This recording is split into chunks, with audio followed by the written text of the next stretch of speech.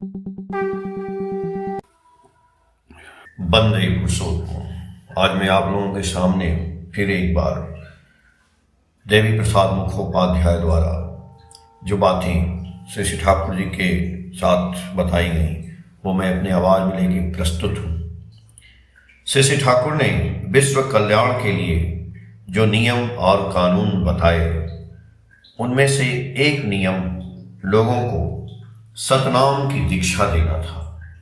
पावना में रहने के दौरान से ही श्री ठाकुर दीक्षाओं की संख्या में तेजी से वृद्धि करने की बात कहते रहे। श्री ठाकुर ने देखा कि यदि पूरे राष्ट्र को एकजुट और मजबूत करना है तो लोगों को एक विशिष्ट और महान आदर्श के अंतर्गत एकत्रित करने के अलावा कोई और दूसरा रास्ता नहीं है।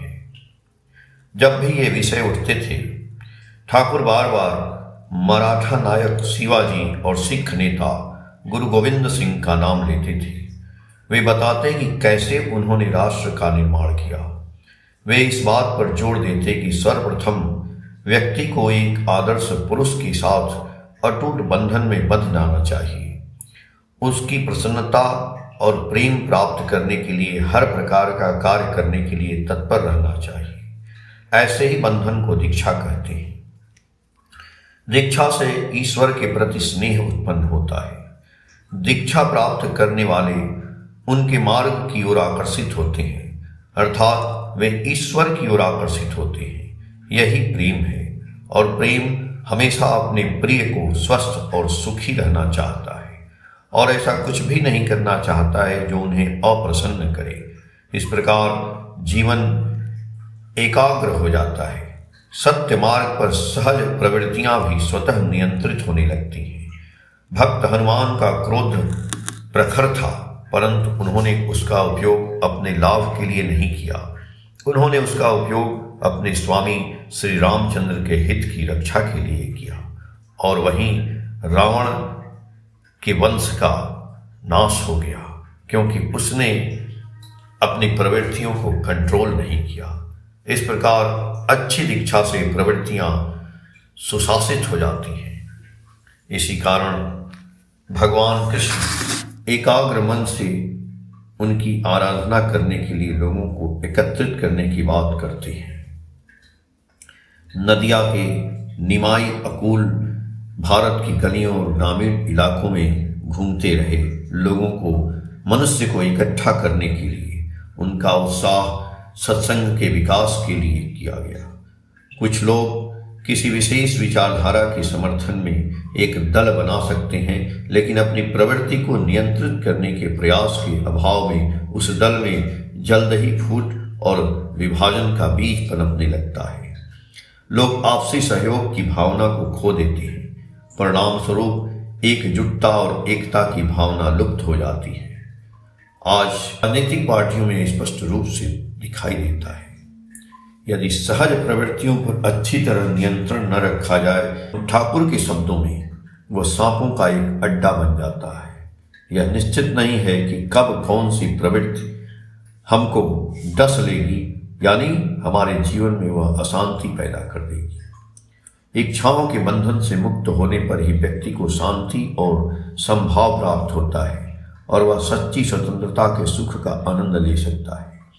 इसके लिए ईश्वर की ओर उन्मुख होना आवश्यक है, परंतु आत्मा अव्यक्त ईश्वर की ओर आकर्षित नहीं होती और मनुष्य उनकी इच्छा या अनिच्छा से जुड़ा हुआ नहीं होता है।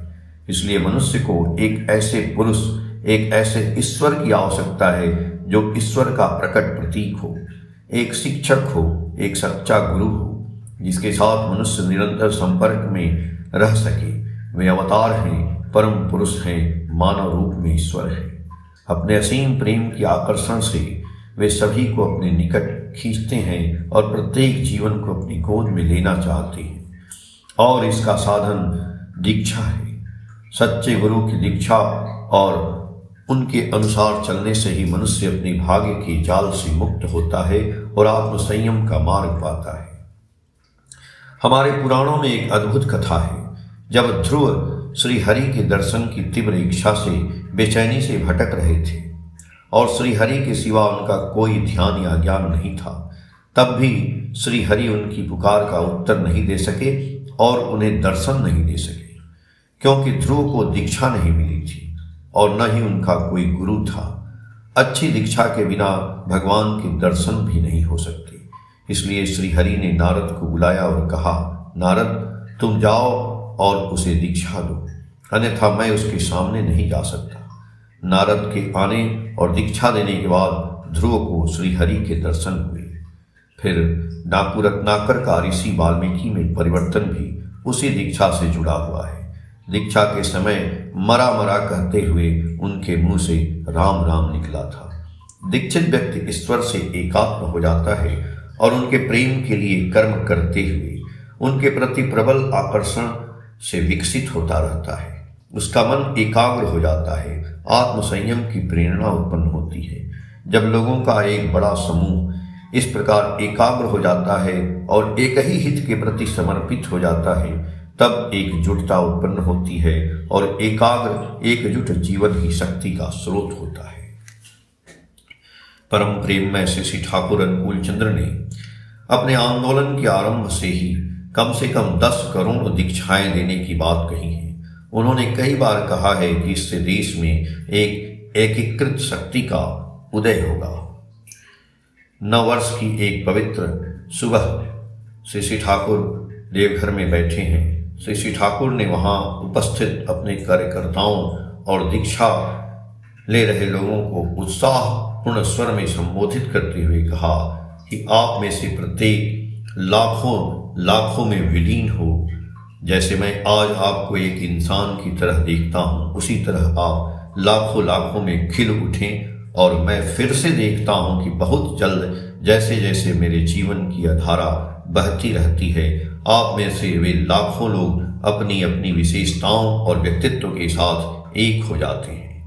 बाद में एक ऋत्विक अधिवेशन में दिए गए एक अन्य आशीर्वाद में उन्होंने कहा कि आप में से प्रत्येक 1 अरब में खिल उठे, एक कमल की तरह खिल उठे। उस समय भारत का विभाजन हो चुका था। देश अनेक समस्याओं से घिरा हुआ था। बंगाल में उपयुक्त स्थान न मिलने के कारण श्री ठाकुर बिहार में आ गए। उनका शरीर चिंता और उच्च रक्तचाप से ग्रस्त था, फिर भी लोगों के प्रति उनकी करुणा सीमा असीम थी। गहरे दुख के साथ उन्होंने कहा था कि मैं एक शरणार्थी हूँ, मैं इस पीड़ित शरीर के साथ कितनी दूर बैठा हूँ, मैं आप लोगों से मिलने के लिए यहाँ मौजूद हूँ। सिर्फ दीक्षा लेना ही काफी नहीं, मैं चाहता हूँ कि आप लोग एक तेजमय व्यक्तित्ववान आदमी बने। इसीलिए वे संतुष्ट हैं। गुरु की महिमा शिष्य के महत्व में निहित है। इसलिए एक बार बातचीत में श्री ठाकुर ने कहा था, अगर तुम सारथी बन जाओगे, अगर तुम बैलगाड़ी चलाने वाले बनोगे, तो लोग मुझे बैलगाड़ी चलाने वाले का ही गुरु बोलेंगे। अच्छे नक्षत्र में जन्मे व्यक्ति के सामान्य लक्षण इस प्रकार वर्णित किए जा सकते हैं। वे लोग जो शुद्ध निस्वार्थ सेवा के माध्यम से शरीर और मन से स्वस्थ होते हैं, जिनकी शरीर और मानसिक क्षमता में इंद्रियों का सामंजस्य होता है, वे यजन याजन इष्टमृति करते रहते हैं, उन पर दरिद्रता का कोई प्रभाव नहीं पड़ता। ऐसे लोग अपने परिवार और परिवेश के साथ सुखपूर्वक जीवन व्यतीत करते हैं। उनका मन शांत हो जाता है। वे हर प्रकार की संकीर्णता की सीमाओं को पार कर उज्जवल चरित्र के स्वामी बन जाते हैं। तोमान शब्द से पहले ज्योतिष्मान विशेषण का प्रयोग करके श्री ठाकुर हमें बता रहे हैं कि हमारा लक्ष्य क्या है और वह कितना ऊंचा होना चाहिए। देवघर पहुंचने के बाद श्री ठाकुर ने दीक्षाओं की संख्या बढ़ाने के बारे में उसी स्वर में बात की। कई लोग शायद सांसारिक परेशानियों से व्याकुल होकर श्री ठाकुर के पास आए और शांति का मार्ग पूछा। उन्होंने उनसे कहा, हमें ईश्वर के नाम का जाप करना होगा, हमें उनसे प्रेम करना होगा। उन्होंने पूछा, हम नाम का जाप कैसे कर सकते हैं? हमारे सामने, आपके सामने उपस्थित एक ऋत्विक दादा हैं। ऋत्विक दादा की ओर इशारा करते हुए उन्होंने कहा कि इनसे आप नाम ले सकते हैं। दूसरे शब्दों में उन्होंने हमें उस ऋत्विक के माध्यम से दीक्षा लेने के बारे में बताया। उनके स्पष्ट निर्देश सभी प्रकार के लोगों को दिए गए, चाहे वे स्वस्थ हों या अस्वस्थ हों, धर्मी हों या अधर्मी हों, धनी हों या गरीब हों।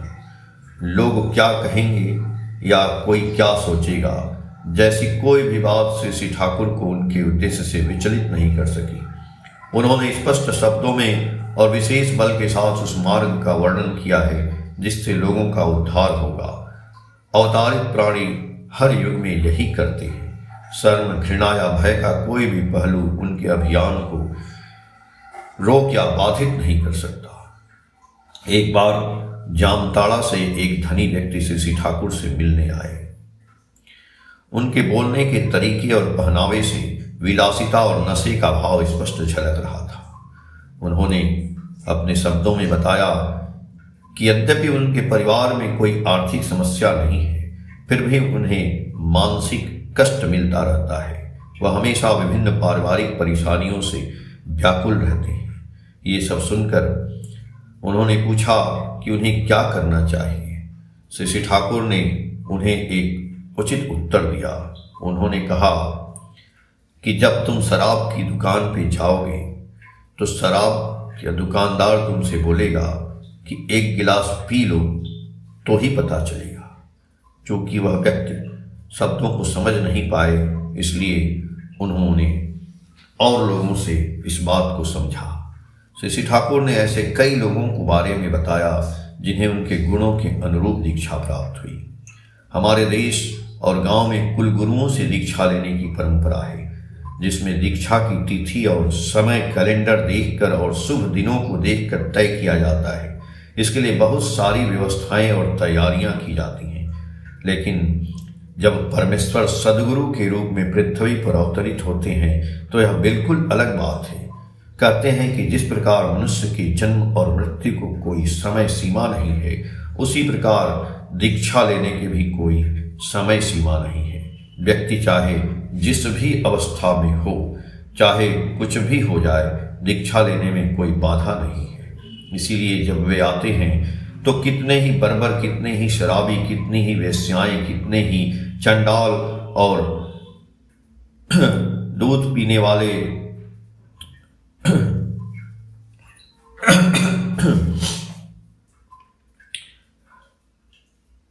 इसलिए जब वे आते हैं तो कितने ही बर्बर, कितने ही शराबी, कितनी ही वेश्याएं, कितने ही चंडाल और उनकी कृपा से उद्धार पाते हैं। कितने चंडाशोक, धर्मशोक बनते हैं। श्री ठाकुर ने वाणियों में इसको इस प्रकार बताया है कि सत दीक्षा तुम अभी लो, इष्ट में रखो संप्रीति, मरण तारण यह नाम करने से कटे काटे यम नीति। यह सिद्धांत श्री ठाकुर द्वारा प्रतिपादित कोई नया सिद्धांत नहीं है। यह ठाकुर के लिए एक दीक्षा का शाश्वत नियम है। तंत्र शास्त्र भी कहता है, नत्र काल विचरण कौला, अर्थात यदि किसी को ब्रह्मविद गुरु मिल जाए तो वह दीक्षा के लिए समय की अपेक्षा नहीं करेगा। जब प्रेरित पृथ्वी पर आए तो उन्होंने भक्तों को श्री राम कृष्ण के सच्चे नाम का ज्ञान देने के लिए नियुक्त किया। ऐसे प्रचारक श्री कृष्ण के पुजारी और भिक्षु, बुद्ध के भिक्षु, ईसा मसीह के संत और हजरत रसूल के समय में उनके साथी थे। श्री गौरांग देव ने इस प्रकार कार्य के लिए 8 कवियों, 12 गोपालों और 64 महंतों को नियुक्त किया और श्री रामकृष्ण के भक्तों के समुदाय ने श्री रामकृष्ण का संदेश फैलाया। आज भी यही परंपरा समय के साथ जारी है। श्री ठाकुर अनुकूल चंद्र के ऋत्विक अपने अधर्यु और याजक के द्वारा इनका मिलकर के प्रचार प्रसार कर रहे हैं। शायद यह प्रश्न उठे कि परमेश्वर लोगों को अपने निकट लाने के लिए इतने उत्सुक क्यों हैं? वे सभी को धर्म के नाम से दीक्षित करने में इतना व्यस्त क्यों हैं? इसका उत्तर यह है कि वे ही एकमात्र ऐसे हैं जो सभी दोषों से मुक्त हैं। जो व्यक्ति दोषों से ग्रस्त होता है उसे दंड से मुक्ति नहीं मिलती है।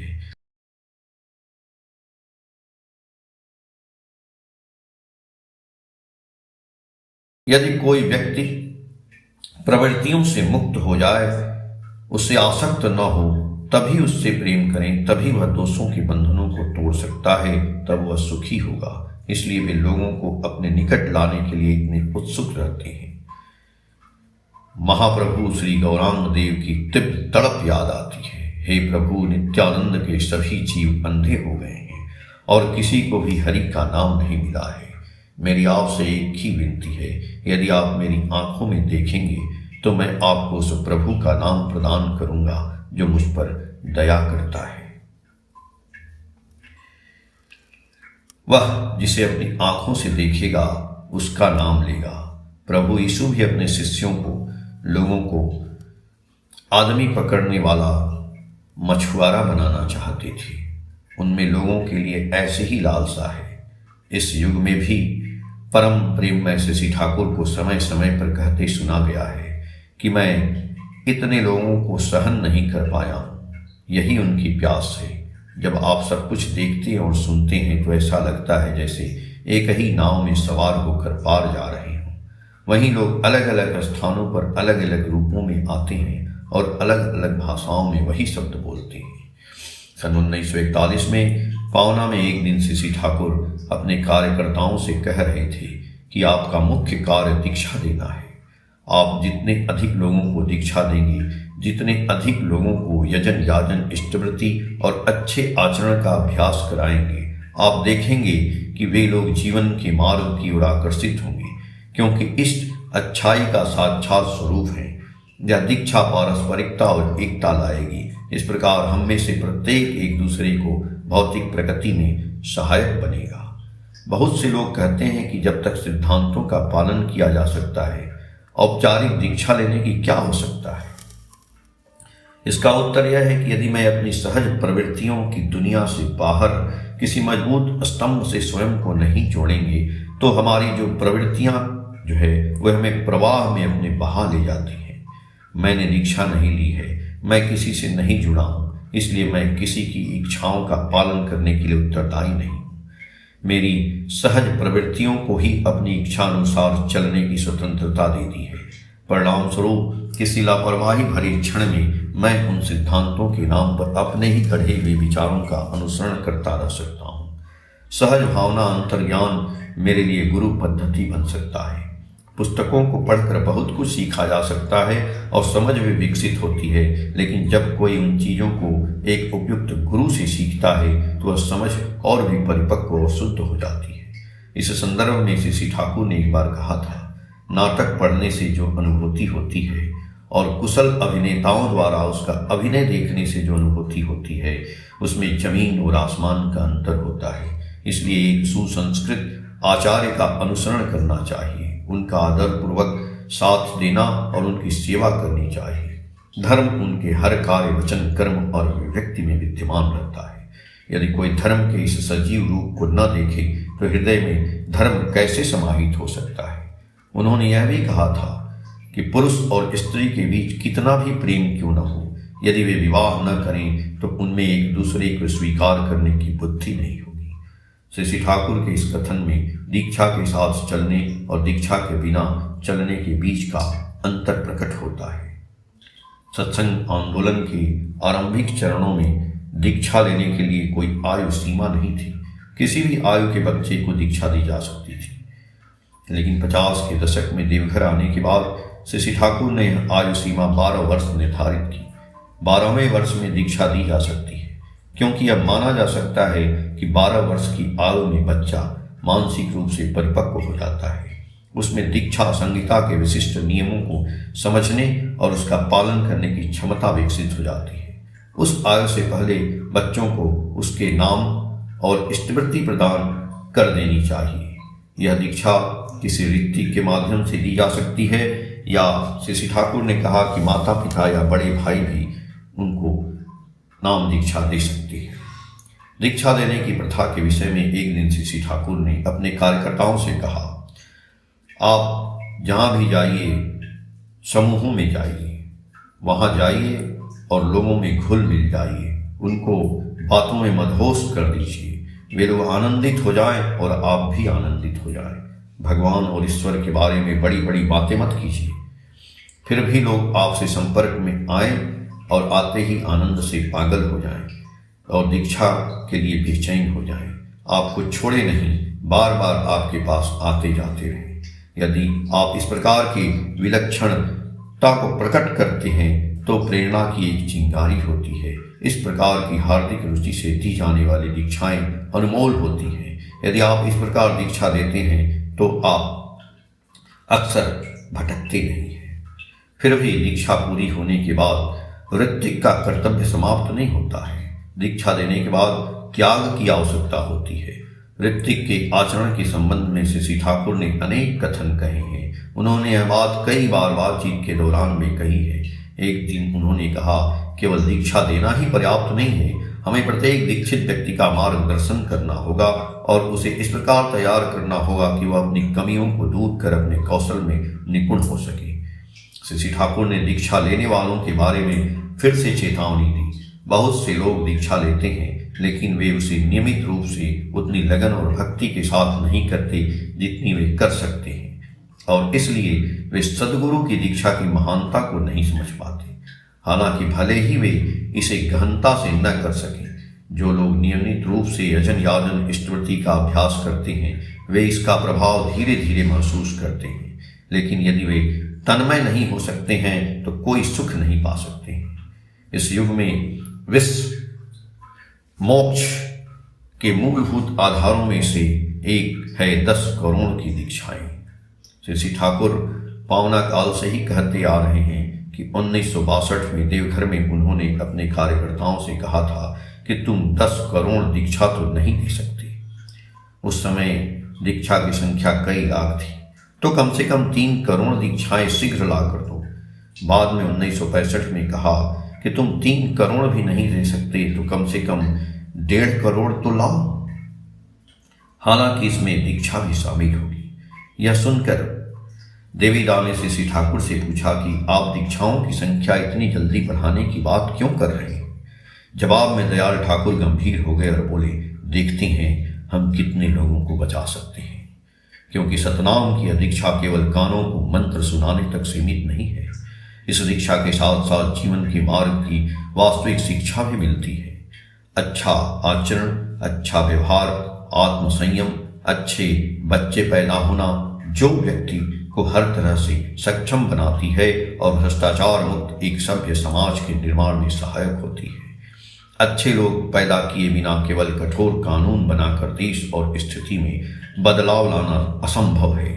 अच्छे लोग अच्छे परिवार से आते हैं और अच्छे परिवार के निर्माण के लिए एक अच्छा गुरु, अच्छा नाम और अच्छी संगति आवश्यक है। इसीलिए श्री ठाकुर ने दीक्षा को इतना महत्व दिया है। जय गुरु।